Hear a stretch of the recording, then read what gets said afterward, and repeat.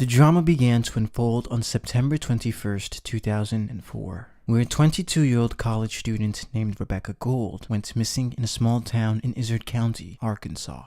Rebecca's mother would alert authorities requesting a welfare check at her boyfriend's trailer home. When police arrived at the residence, they would discover a blood-soaked mattress, bedding, and a botched attempt to clean the crime scene. Gas chromatography and infrared spectroscopy revealed that bleach had been used to remove and destroy evidence. On September 27th, Rebecca's lifeless body was found, laying alongside Highway 9 south of Melbourne, with no attempt to bury nor hide the body. The extent of Rebecca's injury and damage to her skeletal structure shows two separate attacks, one to the nose and one to the side of her head, while no signs of sexual assault seemed present. There were also no visible defensive wounds located on Rebecca's body, which indicated that Rebecca could have possibly been sleeping or simply not paying attention to the attacker. Upon searching for other forensic evidence, in hindsight, the information on whether the discovered fingerprints and DNA had already been archived inside the CODIS is still unknown. Upon discovering the body, police would utilize forensic entomology, a technique that analyzes the insects on or surrounding the body in order to hypothesize a time frame depending on the stage of decomposition. It was determined that Rebecca had been deceased for approximately a week. With this new information in mind, police began to search for a possible suspect, questioning friends and family members of Rebecca. But after a year of investigation, police would have no other leads, and the case would eventually go cold. It wasn't until 16 years later, a Facebook group was created and dedicated into finding Rebecca's killer. The owners, Jared and Bolch, would receive a message from a man named William Miller, the cousin of Rebecca's ex-boyfriend at the time, Casey. They would note that the information William provided them was far too specific, with certain details only the killer would know. Catherine Townsend, the creator of Hell and Gone podcast, would also revisit Rebecca's case, traveling to Arkansas, questioning friends and family members face to face. Based off of this newly discovered lead, police then shifted their attention to William and began building their case. 2 months later, police would request to speak with William under the guise of a cordial and friendly conversation, unknowing that police had gathered forensic evidence against him, finding Rebecca's blood in the floorboards and next to the gas pedal of his car. William would then willingly agree to sit down and speak with detectives on the matter. In the beginning of William's interrogation, William is greeted by Special Agent Mike McNeil, a highly seasoned investigator in which we will soon observe why he was assigned this very case. Detective McNeil starts off with a much different approach, however, as he does not Mirandize the suspect. In hindsight, this would later be brought to the court's attention in an attempt to dismiss this very footage. Judge Tim Weaver would not only deem this footage admissible, but also use the polygraph test that we will soon witness. It's also important to note that police already have evidence to arrest and detain William at this point, but maintains a cordial conversation under the presumption that they have no information about William nor his connection to the case. Alright, Billy, if you want to have a seat right there. Yes, sir. You can take that mask off if you want to. I'll sit over here and we'll try to stay 6 feet apart and Sure. and that kind of thing. So how's it going? It's going all right. Yeah? Just finally we moved down here. Came back to the station, all that stuff, came over here and So are you back now for good? No, I still work back and forth and all that stuff. Okay. Usually due to the corona stuff, we've had issues of me getting home in the Philippines. Right. So that's where I do live and stuff. Right. Most of the time I go there and do 2 years and then I come back over here for like 9 days to do a health check. Okay. And then, but due to the corona, Gotcha. this is my second trip back Okay. over here. And then we just bought a place Okay. in Cottrell. Well, cool. Well, first off, let me tell you, this is called a non-custodial interview, okay? You probably never heard of such a thing, but what that means is you came up here voluntarily, you're not being detained, you're free to go at any time, that door is not locked, I'm not advising you of your Miranda rights or none of that kind of stuff, okay? So this is a non-custodial interview, and I just want you to know that I really appreciate you coming up, and you know, I came all the way from Arkansas. We will observe yet another pivotal segment early into this interrogation, as the detective asks William his thoughts about taking a polygraph test in the near future. Even though some states prohibit the use of a polygraph test being used during trial, Arkansas is not one of those states, and will use a polygraph to further prove guilt. William will also find out that the polygraph test may come sooner than he anticipated. Yeah, no, you know, I'm going to tell you what I told the police down in Texas when they came and stuff. Yeah. And I'm going to be honest with you and truthful with you on everything. You know, maybe I saw something that maybe be a key factor in something there and all that stuff. Right, right. But, you know, I worked a 7-7 schedule, but I'll let you do your talking and then you can... Okay, so I just want to make sure you're okay with... I know my rights and all that stuff. Okay, you're willing to talk to me. I'm willing to talk to you and all that stuff. Okay, all right. You know, and I respect you in every way, because your job is a hard job. Yeah. And all that stuff. Right. I was thinking if you ever make it back to Arkansas, maybe we could, you know, get you to take a polygraph, because a bunch of people have taken polygraphs in that thing. You know, what are your thoughts on that? I don't even know if you'd ever be back into Arkansas. I don't know and all that stuff. Most of the time I'm going back and forth to work and all that stuff, and due to this Corona stuff, when I go back to work, I might be 2 to 3 months stuck overseas and stuff. Right. So, but no, I don't have no issue when I sat there and told them down in Texas, you know, whatever you want, I'll give it to you. I don't have nothing to hide. Yeah. You know, and I explained to them, but I'll let you do your spiel, and then we'll talk and all that stuff. Okay. You know, I don't want to be rude or anything, because... No, I understand. Yeah. I appreciate it. You know, one of the things that I wanted to talk about was just kind of who you were back during this period of time and all that. I can start up to where Mom moved up there. Okay. And stuff. So whenever you want to start, I can explain to you or tell you, you know, and stuff. Okay. Well, let's start with whenever Mom called you were in Texas and said, "Hey, we're moving back. We want to move back to Arkansas. Need you to come up here and help us." That's what I understand. Okay. I'm going to go even farther back. You know, okay. One of William's facade of trying to come across as innocent and genuine is being fully compliant. He believes this will create a ruse that the detective will believe. However, this will be far from reality, as police have already gathered evidence against him. In the first 30 minutes of this interrogation, Detective McNeil builds rapport without ever challenging William's alibi. William provides the detective with context information leading up to Rebecca's death. Right. Okay. So you're an oil field worker. I've been working in the oil field for 23 years. Right. Who were you working for then? I was working for island operators. I could get you old phone numbers and all that stuff. Rebecca was killed in September of '04. When was the last time you were in that trailer, you think? It was way before that. Months. Yeah. Okay. Well, hang on now. So, in the information that was provided to Texas in '04, you said that whenever you showed up in Melbourne, that you went and visited family in the small town. So that made it sound like that you were with your mom and that you visited family in the small town.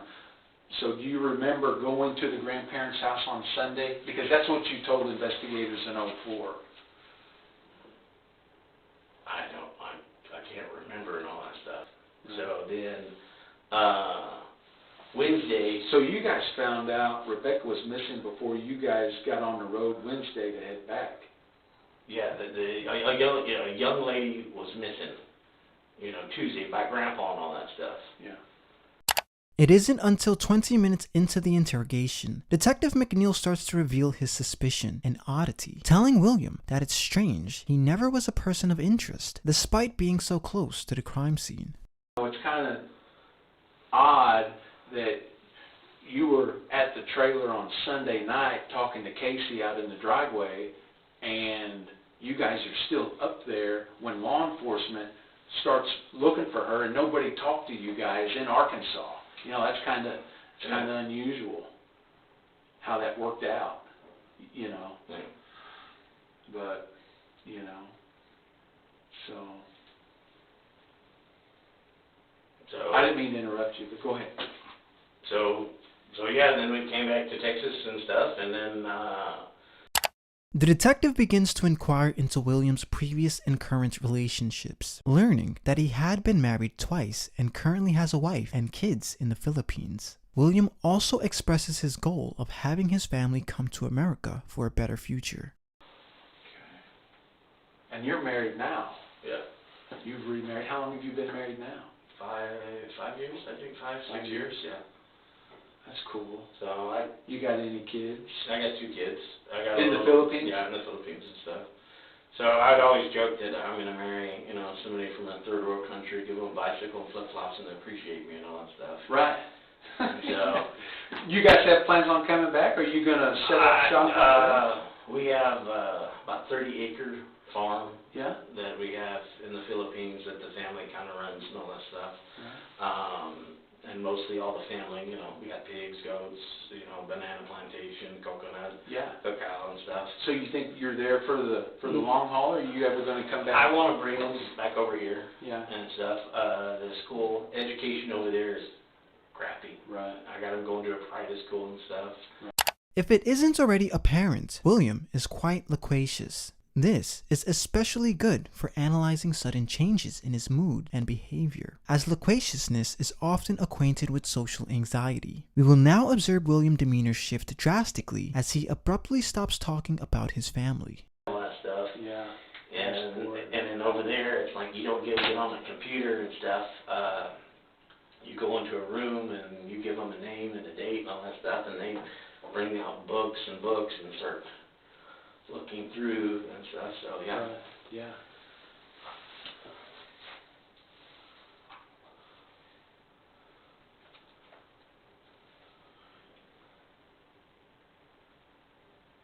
Like I was talking before about polygraphs, you know, almost all of the McCulloughs have been polygraphed.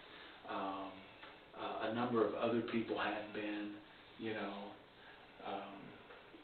That's a tool that we like to use to, you know, it kind of gives us a pretty good indication of if somebody's lying or telling the truth. Yeah, all that stuff. yeah. I mean, would you be okay with taking a polygraph? I'll just ask you. Yeah, I don't have a problem with it. You don't have a problem? Yeah, you want me to go to Arkansas and take one? No, I tell you what. Let me holler.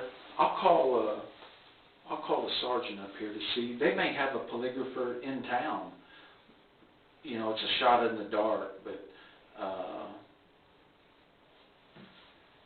So what other questions you were going to ask me? Well, let me see if they got somebody, because I still have a lot more questions for you, but hang on a minute here. This was a shot.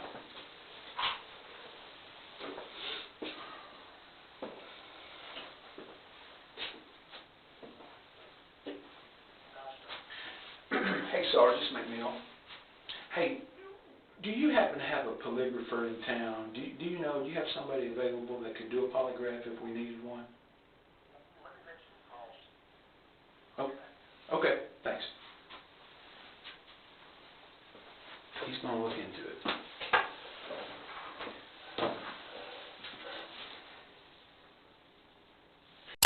Unbeknownst to William, police has a highly decorated polygrapher who will soon enter the scene and aid the investigation even further. We observe William attempt to change the subject, but his attempt is futile, as the polygrapher will arrive in the next 20 minutes. For now, William continues to detail his communication with the family, revealing that he offered help to acquire legal aid.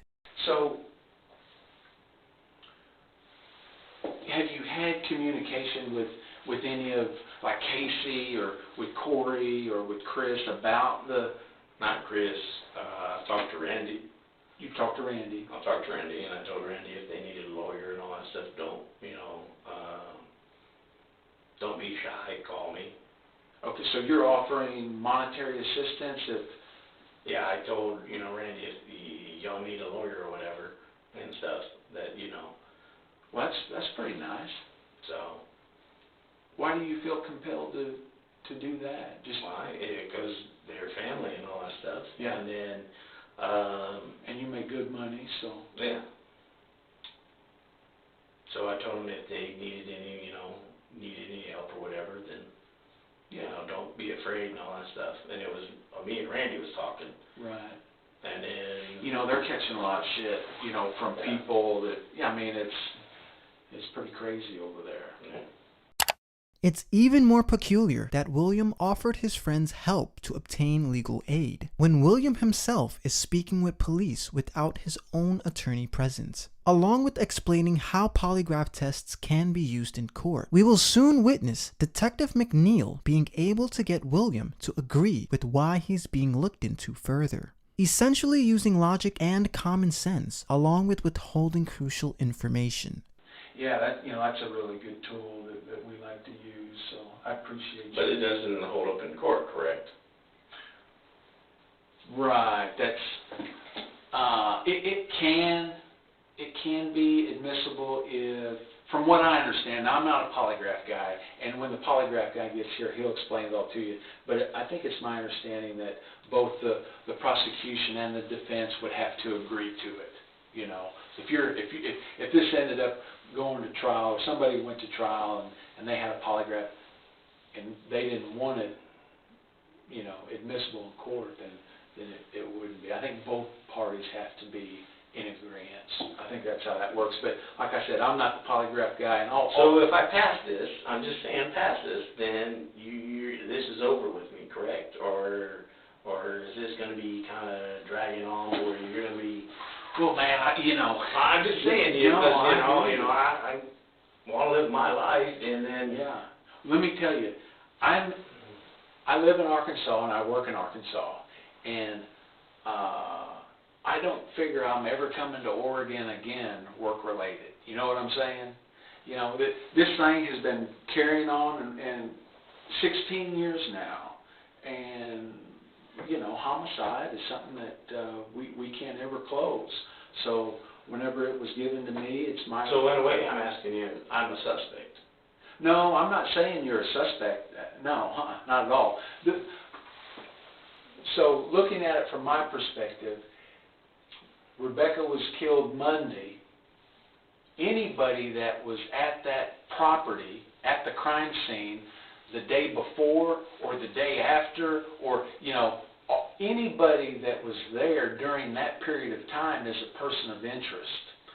So even the neighbors, Absolutely. All the neighbors that are around. Absolutely, and that's why they've all been interviewed, and people that have. There's been a number of polygraphs given as a result of this investigation. Okay. I'm not going to sit here and say you're a suspect, but just for the simple fact you stopped by there Sunday night to shoot the shit with Casey for 15 minutes, that you're somebody now that we have to exclude. Yeah. Okay. Absolutely. So.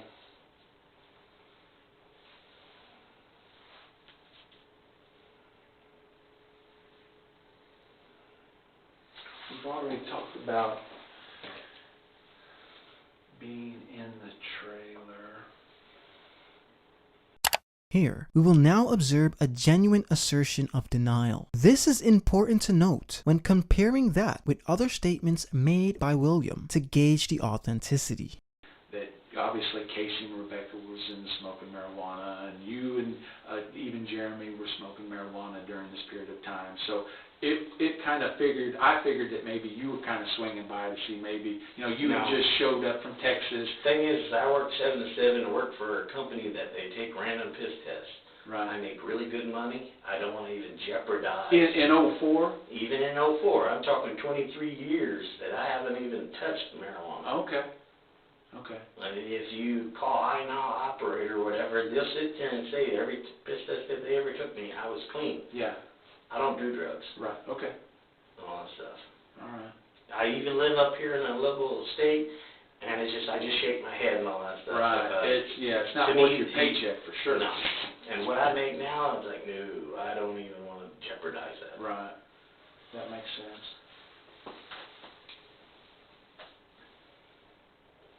So, We will now observe yet another technique commonly used amongst detectives during interrogations. Detective McNeil begins to ask William questions. Questions he already knows most of the answers to, as police have been investigating William for the past 2 months. This is done in order to see if a suspect will be fully truthful and forthcoming with information. William will now try and paint a narrative that he is a busy worker. And what year did you and Amanda get married? You remember?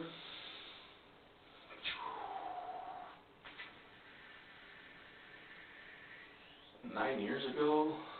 No. When did you get married? Got divorced. Okay. We were married for 7 years. What year did you get married? Do you remember? You were married to her in 04, right? I think before in 04. Right. Yeah. You don't remember what year you guys got married? No, but I was together with her. I'd have to do math and all that stuff. Yeah. No, that's all right. You know.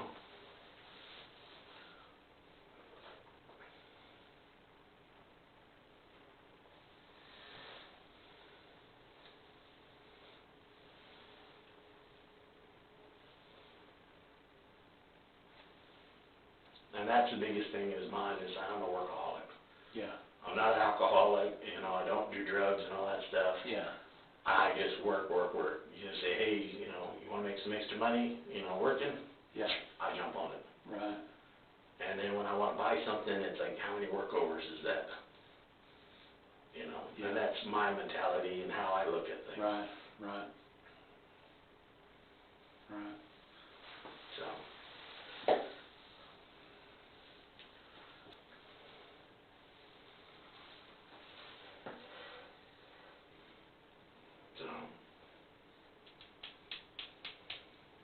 Anything else you want to ask me? Oh yeah, man, I got some more here. Okay, keep coming at Yeah. me, you know. Well, I don't want you to feel like I'm coming at you. No, I mean, come at with me with more questions and all that stuff, you know. Yeah, yeah. 'Cause No, like I said, man, I appreciate you coming up here, and you know, it's. The detective does a great job maintaining a cordial interaction, being sure William isn't feeling the slightest bit of apprehension. Detective McNeil now inquires into getting William to take a buccal swab to provide further evidence of his innocence, and thus, in the process, gives a hypothetical scenario to adhere to the logical standpoint of why he should comply. There's a number of people that have provided DNA voluntarily. Would you be willing to provide your DNA? And it would be a cheek swab. I don't want to take blood or. But the thing is if I've been in that house and all that stuff, my DNA would be in there. Well, and that's an excellent point, and that is on record, and we know that. That's why I wanted to know, when were you in that trailer last, and what was that like? And you said that you used the bathroom. You never stayed over. You never slept over. No, but I know that Mom gave furniture to Uncle Bobby when Aunt Vicky got divorced because she took everything that was in the trailer. Okay. So I know Mom gave them furniture. Okay. Beds, you know, a whole bunch of different stuff Okay. in the home. Okay. See, I didn't know that. So a lot of the furniture in that home came from your mom's house? Yeah. Which is furniture that you would have Been on. Okay. Gotcha. So, yeah, and when Aunt Vicky divorced, she took everything, and there was nothing in there, and Mom filled them up with beds, Right. furniture, and all that stuff for that. Right. Well, obviously I can't talk a lot about the evidence in the investigation. You know, it's an ongoing Investigation, I active understand, yeah. investigation. But I can assure you that there are items of evidence that there should be no reason your DNA should be on it. You know what I mean? Yeah. Okay. So, you know, I'll give you an example. Let's say whoever did this exited the trailer through a window, right, and they cut himself, and there's blood on that window. Well, whoever cut themselves, their DNA is going to be on that piece of glass. You know, and obviously that didn't happen in this case, but that's just an example. We believe, investigators, the people that have worked this, we believe that we have the suspect's DNA on a piece of evidence that is very specific and very unique, and nobody else's DNA should be on it. So that's why I'm asking, is obviously we've never gotten your DNA, we've never gotten Jeremy's DNA. You know, there's people that aren't in the case file that haven't provided DNA. So, you know, it's my job to ask. If you don't feel comfortable with it, based on these other factors, so what other factors and all that stuff? Because now it seems like, you know, you're innuendo to me that you're saying that I had something to do. No, not at all. No, I'm just trying to better understand, you know, because like I said, you know, I'm kind of dyslexic and, you know, and... William tries to deflect Detective McNeil's statements by claiming he is dyslexic. He also states that he takes medication and it may affect the result of the test, so offers to take it another time. And so I got another question for you. Okay. I take blood pressure medicine. Right. All right. Then I take anxiety medicine, all that stuff. Yeah.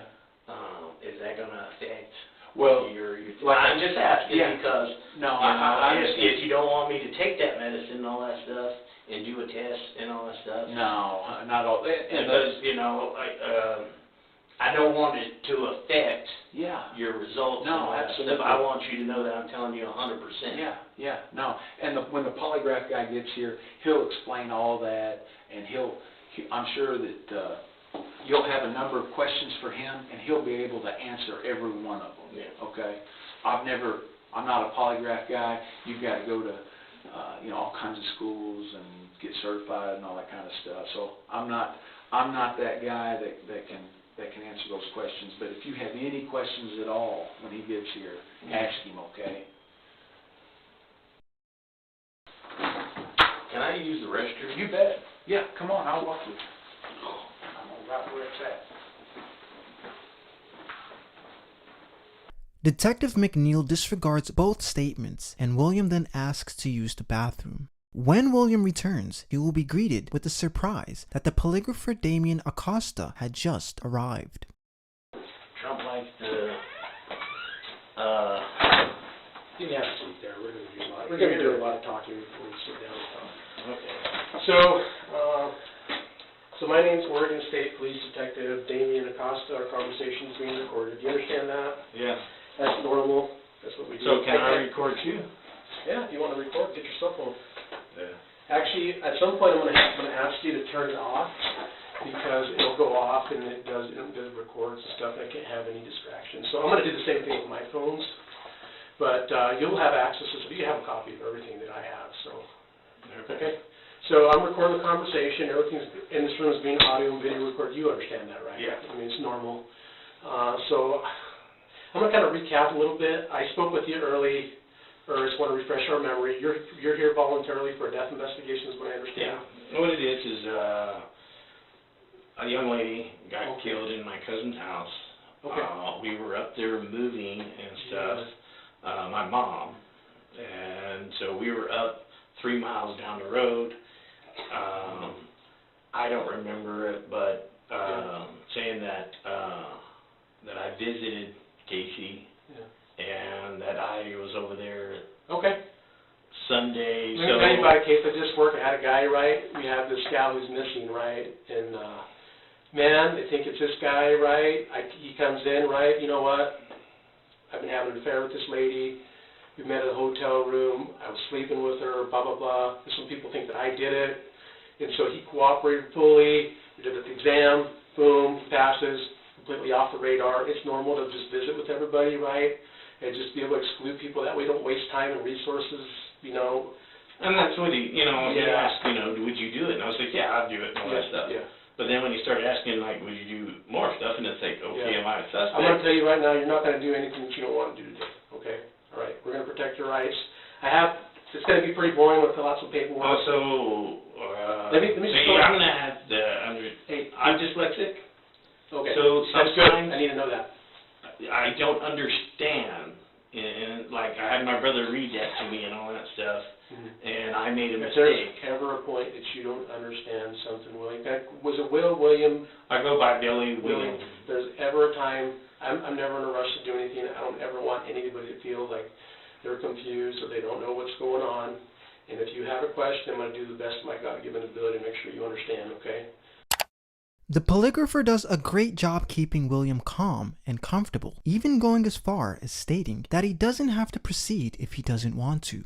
This, of course, does not deter William, as he believes the only way to express his innocence is being fully compliant, when in actuality he is soon about to prove his own guilt. William will now express his anger of being a suspect.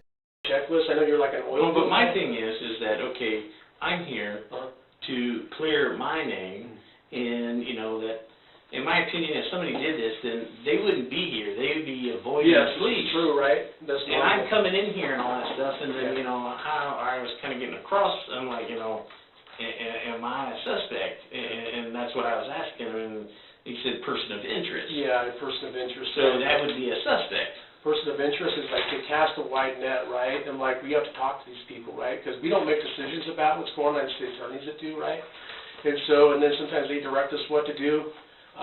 If something were to happen to my wife, right, who would they talk to first? You first, right? Because you're the first. And then if they saw like the guy who delivers Amazon, right? They saw him at my house the day before she went missing. Who would they talk to next? The guy that was delivering the Amazon package, the milkman, friends, relatives. They would probably go through, you know, all these things to try to determine kind of what happened. That's kind of what we do. I'm not making allegations against anybody. It's just as important to remove people from that persons of interest list, because there's people out there. This guy, whoever did this, that guy's like, I mean, who would do something like that, right?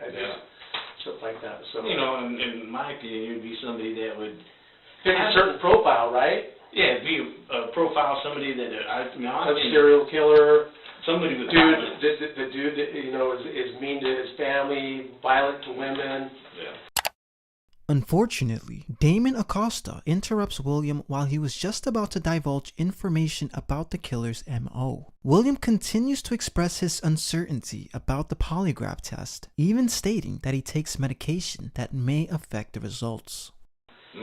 So I'm going through this checklist here. Just be patient with me. But then the thing is what I've read is that, okay, if I refuse, then I would be more looked at more for not cooperating with the police and all that stuff. So the only thing we can do is write down what you tell us and what you give us the authority to do, and we don't make decisions about what is going on, right? We just write it down. For some reason, I've had people, I had to go a million different ways, right? I mean, people decided they don't want to, that's okay, we'll just write that up, right? And then the people who make decisions about the case, they have to make decisions, and I don't know. And then, you know, and then my thing is, you know, what if I fail? And I didn't do anything and all that stuff. And that's my biggest thing is, well, you know, we'll cross that bridge when and if. Because like I made the comment is I do take medicine that, you know, blood pressure. I've had people come in here and they smoke marijuana. Some of them even take meth, right? And so you want to do things that are normal for you, right? Yeah. So I have to go down this thing, and so it's a little checklist. So my name's OSP Detective, and Damien Acosta, I'm a polygraph examiner. Do you understand that? Yeah. Okay. Polygrapher Damien Acosta will now begin to Mirandize William. He is now given the opportunity to request an attorney, but refuses to do so. For the next 20 minutes, Damien will build rapport and explain to William his rights to take or refuse to take the test. Right. So I have to read this form to you. This is the Oregon State Police Polygraph Unit. It's the Miranda warning form. It says, State Police Polygraph Unit, it's a polygraph consent form. And number one asks you, you have the right to take or not to take a polygraph examination. Do you understand that? Yeah, you're telling me that I have a right or not a right. Yeah, I don't. Yeah, it says you have a right to take it or not to take it. Right? You understand that? But the thing is that if I think I'm understanding what you're saying and stuff, but you're saying that I have a right and. Yeah, so like I said, it says here, you have the right to take or not to take a polygraph examination. Okay, what you're meaning is, what I'm trying to understand and I'm here, we got all the time in the world. That you're telling me that I can refuse Yes. to take it and all that Yes. stuff. But if I refuse, then, I'll write that in my report. No, but I'm just saying that the officer is going to look at me even more where, Yeah, I don't know what he's thinking, right? I mean... Just tell me what you did. So, right now my chest is beating, my heart's beating out of my chest. Have you ever done one of these before? No, I haven't. So, what you're experiencing is normal, because anytime we do something new, right, are you a little bit anxious right now? Yeah. That's normal. That's normal. If you came in here and you weren't anxious or nervous, that would be weird to me, because that would tell me like that's some stuff that's like, hey, you're a hardcore criminal. Because when we do things, you remember the first time you rode a bike, how nervous you were? William will now give his own hypothetical scenario of failing the test due to his anxiety, but is reassured by Damien Acosta shortly after. We will now learn of some legal trouble William previously been through. I'm going to tell you, my thing is here, this is my understanding, is I take this and just hypothetically, I fail. I hope I pass and all this stuff. Okay. I want you to pass. I believe I'm going to pass because, Good. That. Right. But and if you follow my instructions, I have anxiety, really bad anxiety, where it's like, okay, I think of negative things. What kind of things? Negative, like, any worse scenario, it's just like, it's going to be, where, I'm going to use this example. I got accused of messing with a child. Okay. All right. Were you thrown in jail for that? No, never thrown in jail, but hold on. But being talked to and all that stuff, and come to find out the lady made false allegations. The time that I was at work, it was when I was at work when she made these, Because investigators came in and they proved she was lying, right? Yeah. And you know what? They sent that to the DA, right? And he said she's full of shit, right? Whatever. But the thing is me looking at the worst scenario. Oh, they're going to come handcuff me and throw me in jail and all that stuff. And what happened, right? Right. The investigation ran its course, yeah, right? ran its course. But and you're innocent. I was innocent, but I'm just saying that I got real bad anxiety and all that stuff. Okay. And so where I think of the worst scenarios of different things. It's like sometimes I feel like I got the worst luck. Yeah. Well, it's not bad luck yet. That's the way my luck has been, right? The election, I'm feeling kind of bummed, right? Yeah. We work very hard for our money, and then, I don't want gas to go up to like $4 or $5 a gallon, right? William is currently under the guise that he is not a suspect and is merely trying to help investigators narrow down individuals. He will abruptly show his apprehension when told yet again that he is free to leave. So I'm going to close the door. It's for privacy. Well, it's already closed. Good. I thought that it was open. And so you're free to leave at any time. Do you understand that? Why do you keep saying that and all that stuff? Oh, because I'm going by a checklist and I hadn't checked it yet, right? You said that a couple times. Okay. But I'm just asking because, it's just like... I got to make sure. Because when you tell me that, it's like, why do you keep repeating yourself? Because I wasn't certain that I told you, and it's like you're a boss, do you have checklists, right? And sometimes you go down the checklist, like, and you want to be sure, right? Because you believe in doing a good job, right? Because I got a boss, right? It's like, hey, dude, why don't you check the box, right? Dumbass, right? And I want to do a good job because, it's what pays my bills, so, kind of like you, man, my job's important to me. And then, okay, so we have to do a lot of talking, and we're going to go over the exam. You're going to know exactly what's on the test. You're going to help me with the test, right? I'm going to lean on you to help me make up the questions so we can help you pass the exam, okay? Why is that? For the next 30 minutes, Damien will now begin to build rapport on his own volition, essentially building his relationship with William as the two talk about various subjects, such as his family, life in the Philippines, and food. Here is a short compilation of these conversations. You ever think about, that's where it seems like Texas and Idaho, those are the places to be now, I think. What do you think of the way things are in Texas? For the oil field, yeah, and stuff. 02. What are the police over there like? Corrupted. Really? Or if you're in the Philippines, you're doing like, it's kind of a tropical rainforest. Yeah, but over there, my wife, she's kind of like the bank, and so we got a pretty big banana plantation. We have coconuts, cacao, fish ponds. What's a good email for you? Bronco Billy. Okay. Hypothetically, I fail, I go to jail. That's how I'm going to tell you right now, doesn't matter what the test says today, I'm not going to take you to jail, okay? That's not what I do, right? Somebody's knocking at my door. Can I answer that? Okay. Burger King. Hey, you're making my mouth water now, because I know what a Whataburger is. That's a Texas Whataburger, right? That's my favorite hamburger. That in and out. Work over. Oh man, you sound just like me. Just the system, it's not the perfect system, but it's better than, think about what the system's like over in Africa, right? Can you imagine? Over there, you're dead. Damien will shift the topic towards Rebecca, and for the next 30 minutes begins to inquire into context information pertaining to the relationship him and Rebecca both shared. What came out of Grandpa's mouth would be that they shot a cow, they killed his pig. He believed that they were the ones that killed the young lady's dog. So let's talk about the first time that you were up in Casey's house, and where Rebecca was. When was the first time that you were up there, inside that residence? There was a span of, I think, 4 or 5 months. So what do you think, Mike? Why do you think they sent him here from Marco? What do they want to know? They want to know if you caused the death of Rebecca Gould. How would you answer that question? How would I answer that? Yes. That, how can you do something when you're in another location? Okay. And so, what do you think happened to her?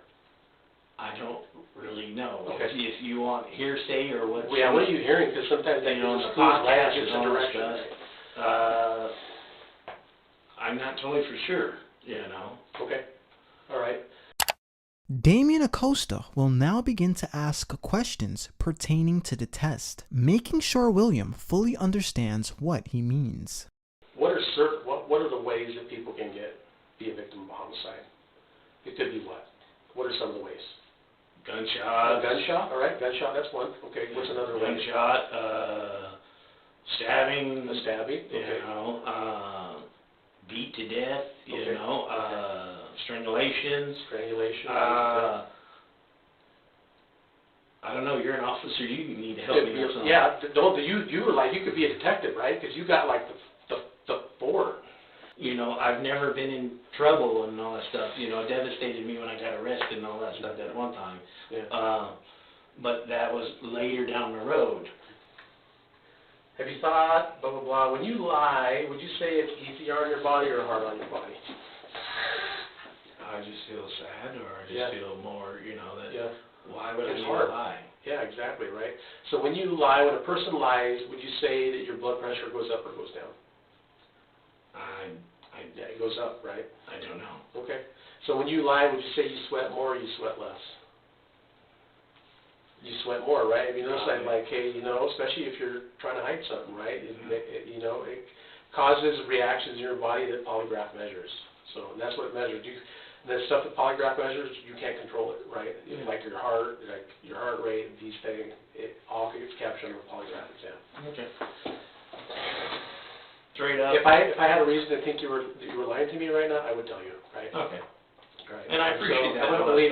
Thing is, I've gotten to know you over the last hour and some change, but I didn't know you walking in the door, so you don't know who you're dealing with, right? I don't know much about your body. And I know that, you're a family man, you take care of your kids, you've been gainfully employed for a really long time in a job. Since I was 16 years old, so yeah. In a job that requires you to be trustworthy, honest, reliable, And if you screw up, you own up. Right? And then so he comes down here, right? You respect that, you come down here and talk to him. Those aren't the actions of somebody who's guilty, right? So And in my opinion, somebody that's going to hide or, avoid that person also. Right. That's my opinion. Because that would be like a red flag, right? Like you just went and ghost and you just didn't cooperate, right? Yeah. So After building rapport for nearly an hour, Damien will now begin to prepare William for the polygraph test. The test is administered twice and consists of questions pertaining to the death of Rebecca Gould. Questions such as, is the lights on in his room, and are you sitting, will also be asked in order to gauge the suspect's response. Here is a short compilation of the first test. All right, at this point forward, do not move. Remember, if you fail one question, you fail the entire exam. From this point forward, do not move. This portion of the test is about to begin. Please do not move. Do you understand? I will only ask you the questions we discussed. When I ask you questions about causing the death of Rebecca Gould in September of 2004, do you intend to answer each question truthfully? Are you now sitting down? Have you ever intentionally hurt someone you love?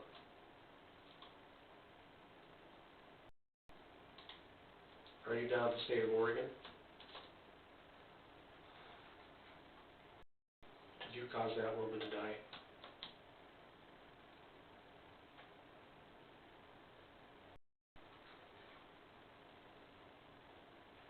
Are there lights on in this room? Have you ever harmed any living thing?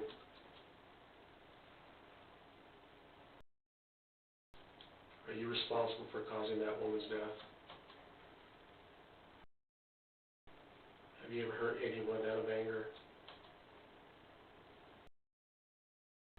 Are you down in the state of Oregon?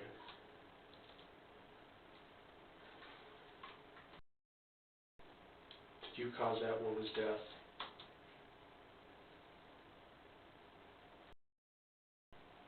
This portion of the test is almost over. Please do not move yet.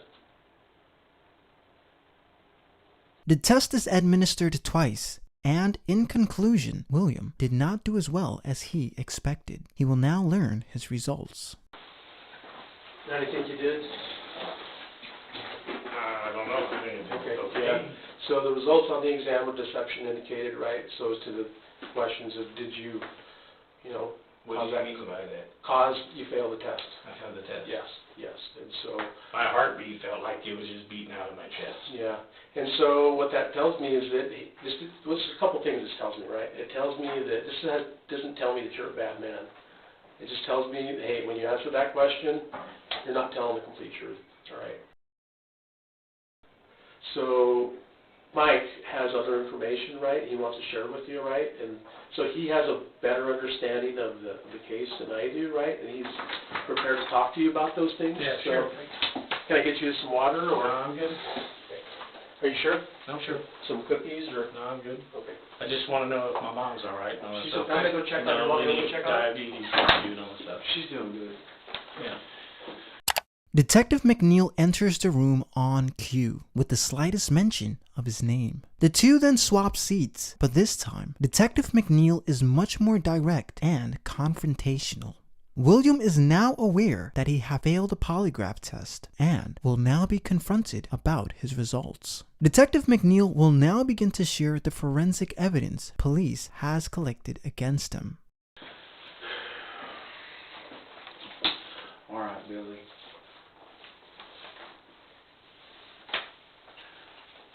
So, some information that I had not provided you.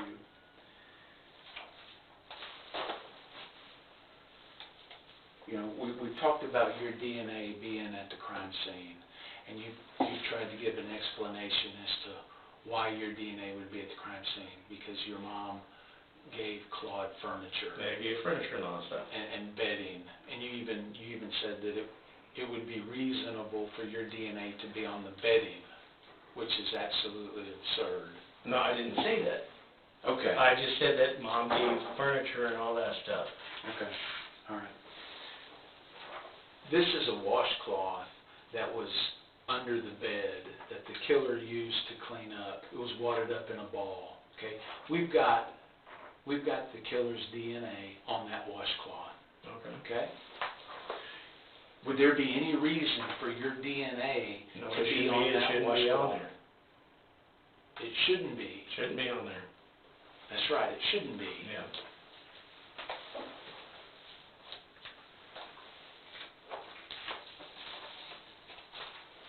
truck look familiar? Yeah. Yeah, that's your truck. Yep. Okay? Biological evidence, Billy, lasts for decades. Blood, skin cells, all kinds of stuff. Okay. All right? That was a really bloody crime scene. What happened, you got blood on the side of your shoe. We got Rebecca's DNA next to the gas pedal in your truck. No question about it. Her DNA's in your truck. So what you have to do is you have to explain to me how that's possible. If you didn't kill her, you know who did. And if you know who did, if you're covering for Casey, dude, I'm telling you, you have got to come forward right now with what you know, because you cannot get around biological evidence in the floorboard of your truck. Okay? So tell me what happened, Billy. Tell me. I did not kill her. Who did? Who did? I don't know who the people are. All right. How were you involved in this thing? As the detective continues grilling the suspect, William will now attempt to disprove and provide an entirely different alibi. Once he notices this will not work, he then gives the detective an ultimatum. So your truck was at the trailer? My truck was far away in the back of the property and stuff. Then I was driving out to go home and sit there. Listen, Billy, listen, man, it's okay. It's okay. All right? What you're saying,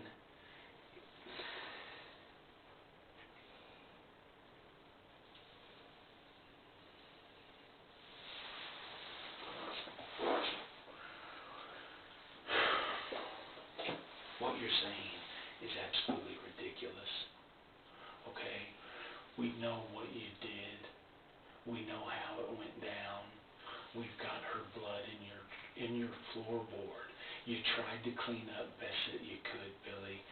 Don't drag your mom through this anymore. Don't drag your brother through this anymore. Give the family some peace. It was a freak deal, man. You did not mean to kill her. I know that, but it happened. Okay? It just happened. That doesn't make you a bad guy. You just fucking freaked out, man. It happens. I talk to people all the time that do this kind of stuff. It's okay. It happens. It should have never happened, but it did. Okay? So tell me, Billy. Just tell me. Tell me what you did.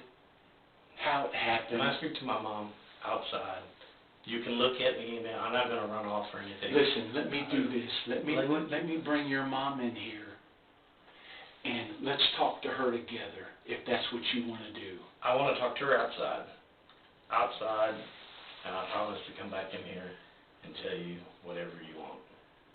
The detective notices the shift in William's demeanor and decides to take him up on his offer. He will allow William to speak to his family members in exchange for a confession. This part is intriguingly noteworthy, as this shows the symbiotic relationship police and suspects both share momentarily in order to come to a mutual agreement. Let me talk to my mom, please. Please, that's all I'm asking you.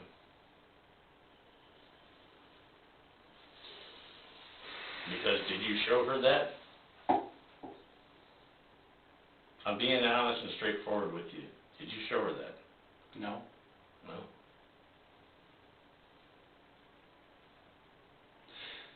I'm not going to run from you. Just let me go talk to her right outside the door. You could be... I need to stay in your presence. Yes, I'm saying that. Okay. That's fine. You can look at me and all that stuff, but let me talk to her. We're gonna get your mom, and we're gonna walk out this back door and stand in the saddle for us. There's a recorder right there. It's on. You can take it with you. Okay. It's actively recording. We're gonna. I don't think any less of you, man. I don't, right? I know you're a good man. So that's not going to change. What we got, me and you, we're good. Okay. We're good. We're gonna get your mom, and we're gonna step out into the salad port. And you're gonna tell her what you're gonna tell her. And then we're gonna come back in here. Okay. All right.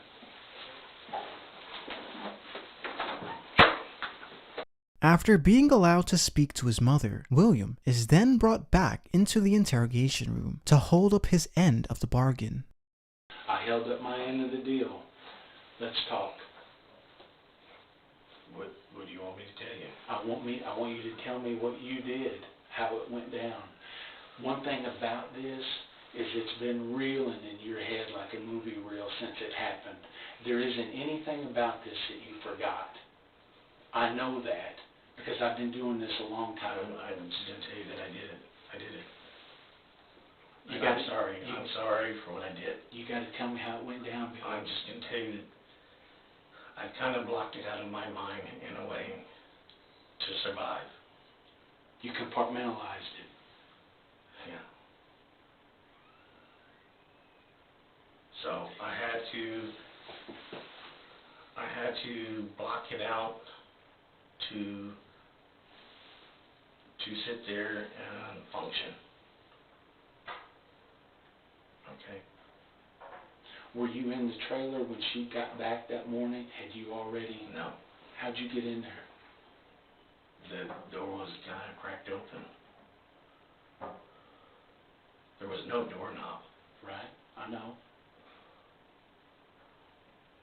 So I went in. Walk me through it. I'm just going to tell you that I did it. You can't just tell me you did it. You got to tell me how you did it. You have to. You have to. Listen, man, I already know. You're not going to tell me anything that I don't already know, but you have to tell me. It's part of it. Let me tell you, it's going to make you feel better. You don't think it is. It will. Confession makes you feel better. I'm telling you. It will be like 1,000,000 pounds is going to be lifted off you. But we have to talk about it. We have to talk about what you did in the trailer. We have to talk about what you did after when you left. So let's just get into it. Let's talk about it.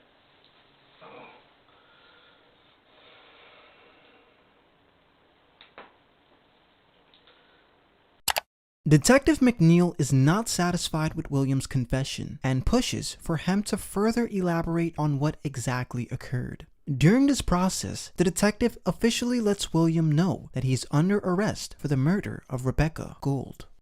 I remember going into the trailer and stuff, and then it just happened so quick and so fast. If you got evidence on me, you should know that. I do. Or should I just get a lawyer and all that stuff? No, I'm just asking you that because, Listen, man. I'm telling you, I'm confessing to you. I'm telling you that I did it. What'd you do? Arrest me. What'd you do? Arrest me. What'd If you you're do? saying that you said that I killed her, her blood and all that stuff is in there, then arrest me. I'm confessing. I did it. Billy, you're under arrest for the murder of Rebecca Gould. Okay. Okay? Take me to Arkansas and let me... Listen, absolutely. And I played everybody as a fool. Everybody. I just whispered in my mom's ears, I need to pay for what I did, and I'm sorry. William reiterates that he wants to apologize and say his last goodbyes to his family members. Detective McNeil assures William that he will allow him to do so only if he agrees to detail the specifics about the murder. That's what I told her, and I'm very sorry, Mom. And I would like to do that to my brother. And I'm going to tell him bye, and that I love him, and I'm sorry. And I'm going to give you that opportunity. I'm going to let you hug your brother. And I'm going to let you tell your brother that you're sorry for what you did. I'm going to do that for you. Okay? But you have to meet me halfway. Okay? There's a process to this. And you just can't sit there and say, I did it, I've been playing everybody a fool. We have got to talk about this. We have to. I know what you did. I know what you And the thing is if you got evidence and that you sit there and I got blood in my vehicle and all that stuff, that should be enough evidence to get me right there. Billy. And me saying that I did it. True. But, As a detective, if somebody comes into a police department and says, hey, I did that, they're going to be arrested, correct? No, not necessarily. There's so many other factors. There's so many details. People can say whatever they want to say. We have to talk about specific things that went on in that trailer, and I know that's very hard to do. I know it is.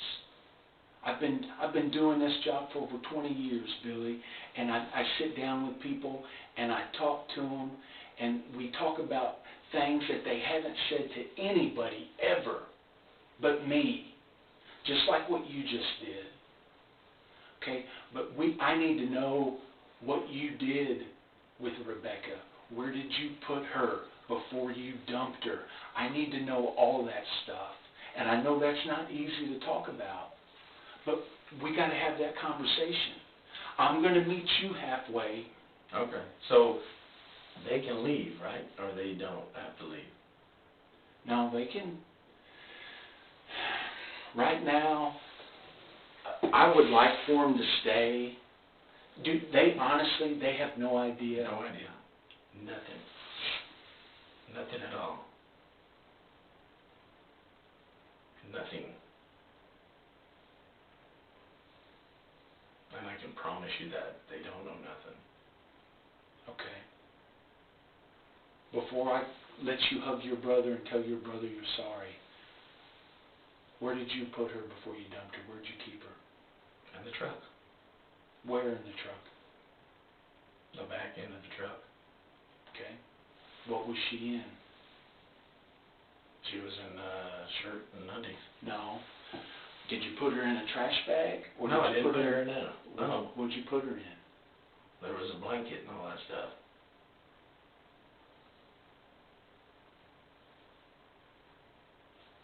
Okay. What was used to cause her injuries?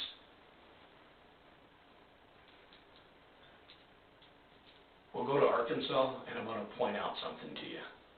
And then you'll find some certain things that you might be looking for. All righty? So you're telling me right now, in November of 2020, there is still physical evidence that has not been found? Yeah. Let's go to Arkansas. After William insists on taking the detective to the crime scene to obtain further evidence, the detective now allows William to formally say goodbye to his family, a voluntary yet admirable gesture with the sole purpose of receiving information in return. This is Miller from your son's right there, Jeremy. Love you.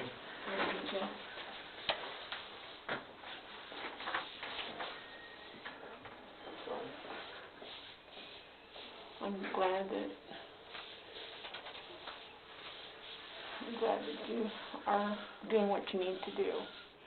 Okay. No, I love you. You take care of yourself, and I'll take care of your kids. Okay, Mama. All right, I love you. I'll get the one early.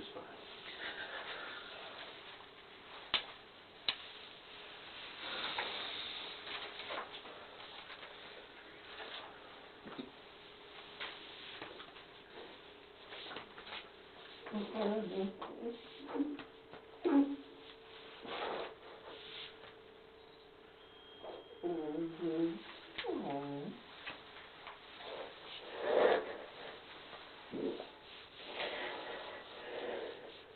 You gonna write me? You better. I love you, dude. I love you.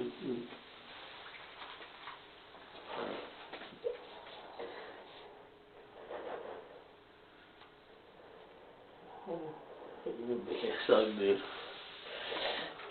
He's big. Give me a real fucking hug. I'm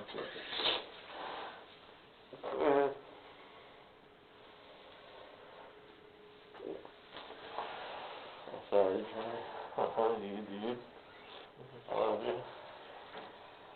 I'm sorry. It's okay. No matter what, I love you,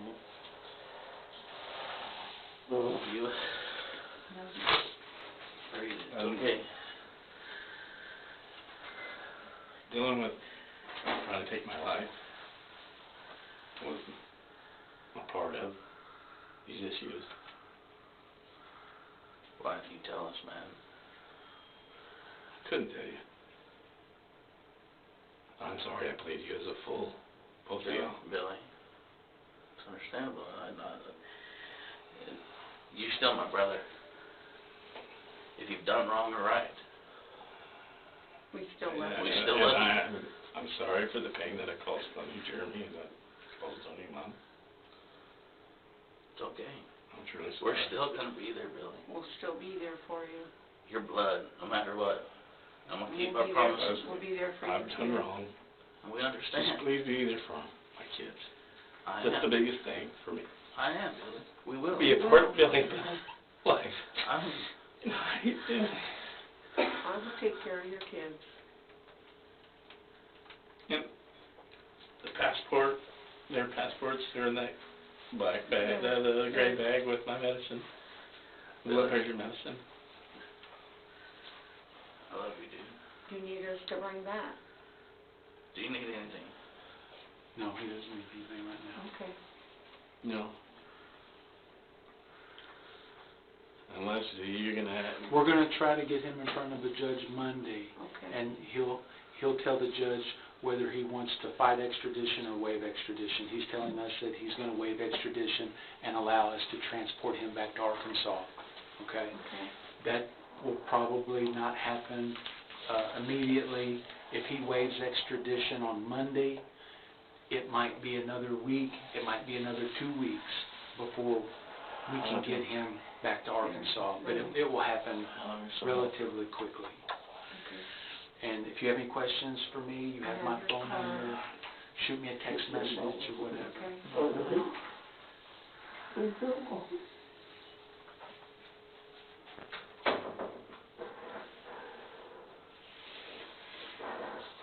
I'm sorry.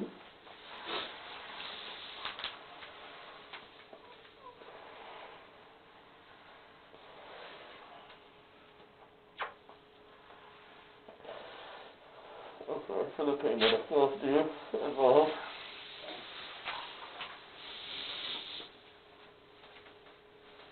Look at me. Alright. It's alright, dude. I love you. Look at me. I love you. Love you both. I love you. Look at me. Quit looking down, dude. Quit looking down. Look up. I love you. Go home. Get some sleep with her. I know you won't sleep.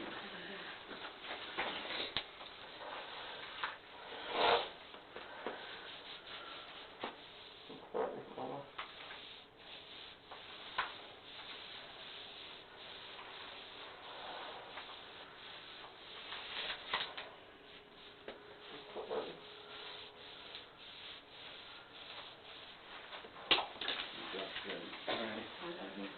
Love you. I'm getting enough fucking hug. I love you. I love you, dude. Keep an eye on Mom. Alright, bud. I love you, dude. Please keep an eye on Mom. I love you. I love you. I love you, dude. Thank you. Yep.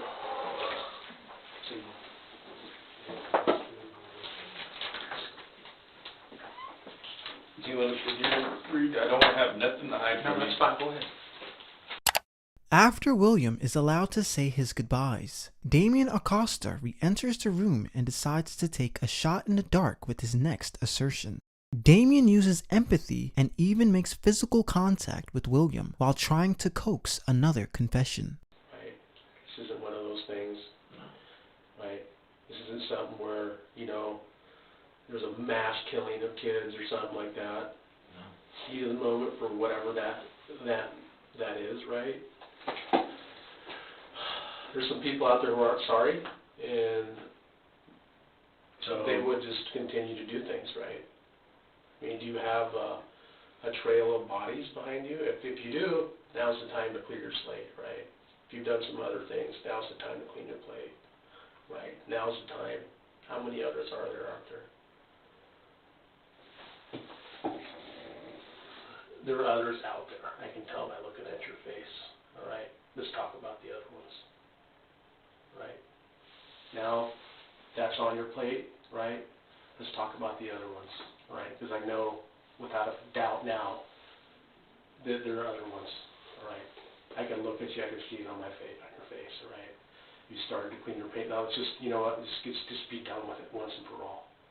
Just be done with it once and for all, that's it. Now's the time to move forward, to repent for what you did to those other ones, right? Because there's other ones, okay? Let's talk about the next one. do you think there's a next one? Yes, without a doubt. I can tell, I know you now, right, that you don't like that, you're done. That's a different you.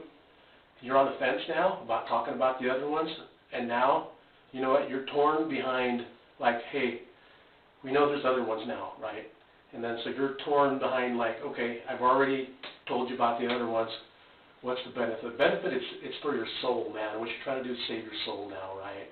Because that's what's important right now, right? And hear your soul, right?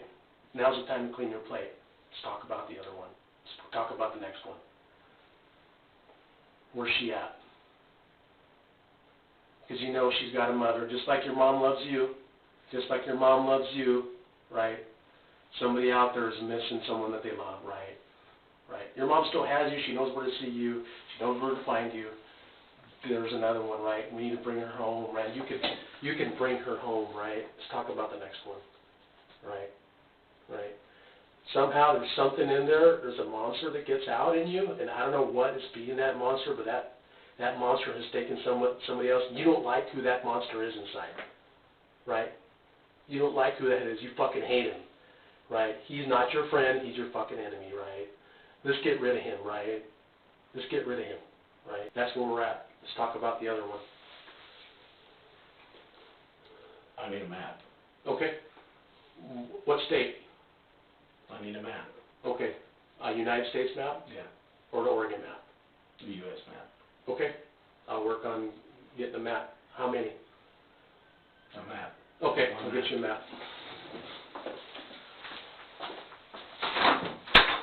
William will now admit to being responsible for the death of multiple other women across America. Damien then leaves the room momentarily in order to retrieve a map.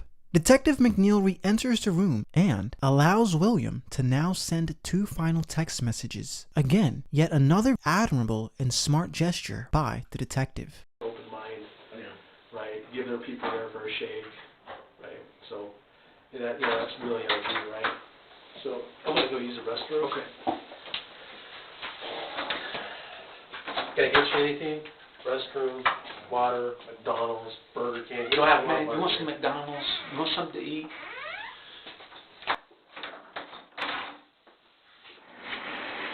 What's going to happen to my mom and my dad? Nothing, man. Nothing's going to happen to them. Okay. They're still here. They're still hanging out. They're this is a big deal.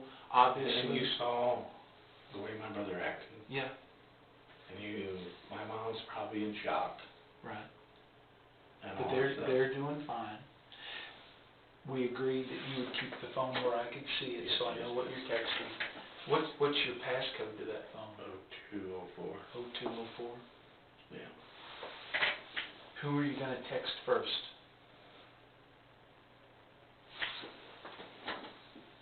Now, who is that? That's my brother. This is the wife. This is your wife? Okay.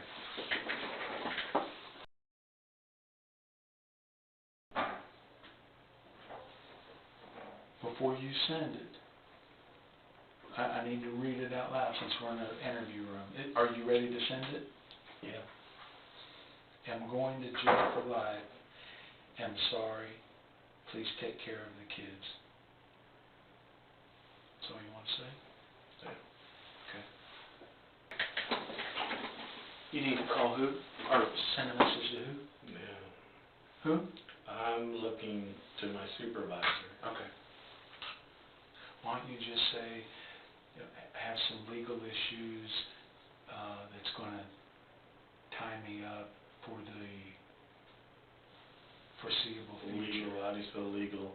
L-E-G-A-L. L-E-G-A-L. I'm thinking, you know, I'm not going to be able to make it, Mark. I'm having some legal issues. I'm not going to be able to come to work until I take care of these issues. Yeah. That's to your boss? Yeah. Can I get a consent form and will you do that? I don't have an issue. Okay. All right.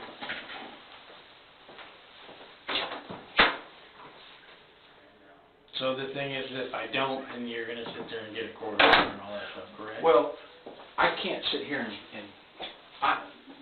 I believe, based on the information that you've provided about what you did and the fact that you communicated with others about the investigation using this phone, that gives me what's called probable cause to present that information to a judge to grant a search warrant. I believe that I have enough information.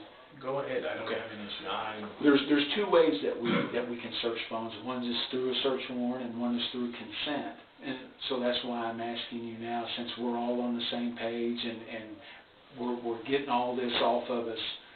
What I would like to do Are is, you gonna send my mom home? she ate. Somebody is delivering her food right now. The order has been made, and She's been acting okay? Yes. Please, yes, yep. We are absolutely taking care of How's her. my brother? You know, he hasn't said that he wants to eat or anything. He's not, you know, being detained, but he's not going anywhere either, obviously. But food is en route for your mom, and she's okay. Okay, everybody's doing fine. Okay. The detective makes a subtle yet coherent statement by using the words we and us when speaking about atonement and procedure of the case. The detective also notices William's main concern being his family members and continues to reassure that they are fine. Damien Acosta now re-enters the room and decides to give a riveting speech to William. Working on some food for your mom. Jeremy, are you okay with talking to Jeremy again? He wants to give you a hug, right? I said, hey, if you... I would love that. Yeah, he wants to do that. I told him I'd do that for you, so we'll have to make He that... was more kind of... Yeah, he's chilled out a little bit more, right? He still loves you, right, no matter what, so... How you doing? How you doing? I'm here. Yeah. Right, you're asking for basically repentance, right? You want to atone, right? Atone means like, hey, this is what I did. This is what I deserve. That's called atonement, right? A blood atonement, right? That's what you want. And that's like, that tells me you're really sorry for what you did, right? The things that you did, right? So that's big, right? And so that atonement, who deals that out is the good Lord, right? And then so we know that, you know what, it's His court of justice, right? Not ours. This doesn't belong to us, right? Some people are taken from this world. I could leave this world tomorrow. I could not make it home tonight, right? That's His deal. That's not me. But hey, I know my soul is right, right? Just like, hey, you know what? The only way, hey, you make your soul right is you clean it, right? You give it, you tell it, right? And that's when you're ready, right? That's when you're right. Your mind is right. Your soul is right. Your heart is right. It doesn't matter. You look in the mirror, right? You know it's right, right? Right? You haven't liked the person that you see looking in the mirror, right? For a long time. For a very, long time. very long time. Right. And so you want to be able to atone for what you do and have some self-respect, right? And that's big, right? So, Yeah. you know, I've talked to other people who've done, you know, things that they're not proud of and not have done some horrible things, right? And they'll just fucking lie, right? I had this guy, right? It was his name is Michael Souter, right? He breaks into this old lady's, she's like 90, right? And he does this thing with her and tries to kill her, right? And he never says he's sorry. Never, never, never, never. That guy's a monster, right? That guy's a monster. I'm like, hey, it is what it is. I'm like, I don't understand, right? I don't get that. I understand you, right? So. The two briefly speak about the other victims, and William obscurely questions Damien about his own MO, along with potentially stating what drove him to do what he did. You would just find somebody that fits what did you like? Meaning, what was your MO? Obviously, I know what your MO is, but is there What is a certain my MO? What's I'm that? just asking, I'm gonna get you to answer your Okay. own question. What do you Small, petite, young females, right? think, what color hair? I'm thinking blonde, Okay. right? Blonde, small, petite, under 100 pounds, 20s. Am I right? Yeah. Okay. Right. You know, it's not sexual, I don't get, aroused or whatever, and all that stuff when I did it and all that stuff. You know, maybe the thrill of maybe trying to get caught or sit there and not get caught and all that stuff. I don't know. But the adrenaline of doing it and then sit there and just like walk away and like, I'm not gonna get caught. Well, you wanted to get caught, right? I think deep down inside, you were tired of living that life, right? Of dealing with that demon and him having the best of you all the time that, you needed to finally put a stop to that stop when you decided to like, hey, visit with Mike, and then you're still struggling with those things and stuff, and so it's a process. It takes some time. I don't expect you remember every swing in detail about whatever, but, what you Or do it was on the hookers, it was just like, somebody that pick off the street, it was easy. yeah. Those were easy pickings. How would you lure a hooker into, like, from beginning to end? How would that work? What would that look like? Proposition her, get in the vehicle, and then you're dead. A map is finally brought into the room, and William begins to confess to murdering 5 other women in Alabama, Louisiana, Oklahoma, Mississippi, and Texas. When police re-enter the room this time, they offer William food again, but this time he agrees.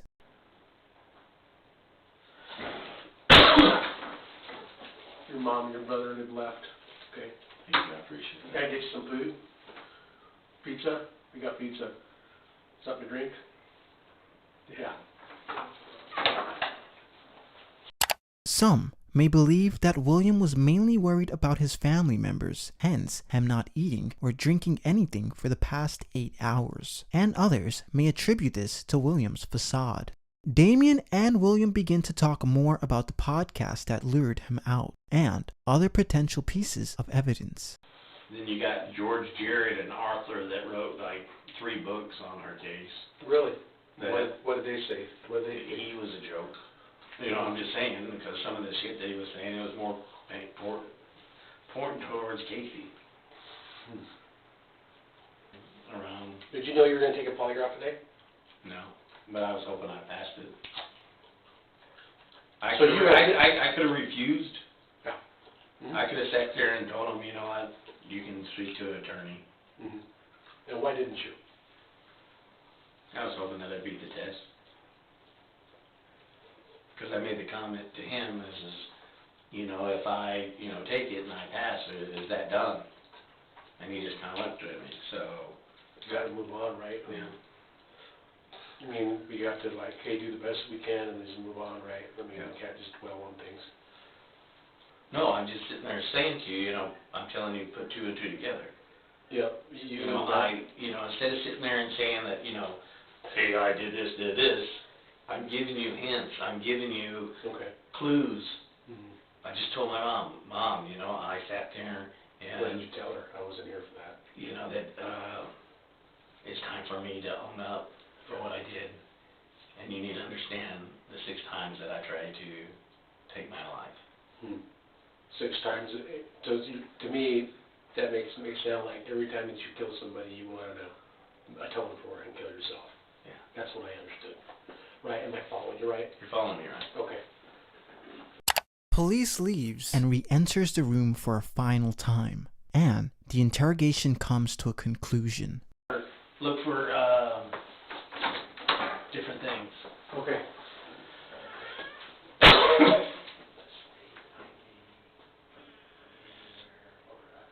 So Mike wants to know if you have a state ID, you have a driver's license. He's got a Philippine, right, ID card, right, a driver's license he showed me. Yeah. Yeah, can we see that? I gave my wallet to my mom. I have that number, it's a Philippine, I wrote it down, right? It's a Philippine, he produced it, I've seen it. Okay. It's a, Philippine Yes, driver's license? Yeah, Philippine driver's license. it's right here. You got a pen? Yeah. I just need something to write with here. So I was talking,